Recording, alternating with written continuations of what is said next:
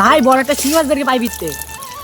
তো গাইজ অনেকদিন বাদে আজকে আমরা আবারও চলে আসলাম পাইপের ভিতর থেকে শিঙি মাছ ধরার জন্য। তো এখানে জলের নিচে দুটো পাইপ দেওয়া রয়েছে, তো আমি এখন একটা চাকি দেখছি আর তোমাদেরকেও দেখাচ্ছি। তো এখন কিন্তু আমি নেমে গেছি জলে, আর পাইপের একটা মুখ আমাকে আটকে নিতে হবে, তো সেই জন্য এখানে আমি কয়েকটা কচুরি পানা নিয়ে নিচ্ছি। তো আপনারা এখন দেখতে পাচ্ছেন পাইপটি কিন্তু এখন চাগানো হচ্ছে। এখন দেখা যাক পাইপের ভিতর থেকে কতগুলো শিঙি মাছ বার হয়, সেটাই এখন বিষয়।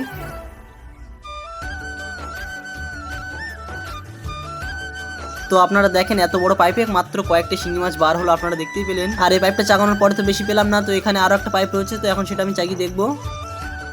তো পাশের পাইপের এখানে চলে এসেছি, এখন এটা চাগিয়ে দেখবো আর তোমাদেরকেও দেখাবো। আর গাইস এই পাইপটা কিন্তু অনেক ধারে রয়েছে, এর ভিতরে আদৌ কিন্তু মাছ রয়েছে কিনা আমি বলতে পারছি না, তবু চাগিয়ে দেখছি, দেখা যাক পাইপের ভিতর থেকে কতগুলো মাছ বার হয়।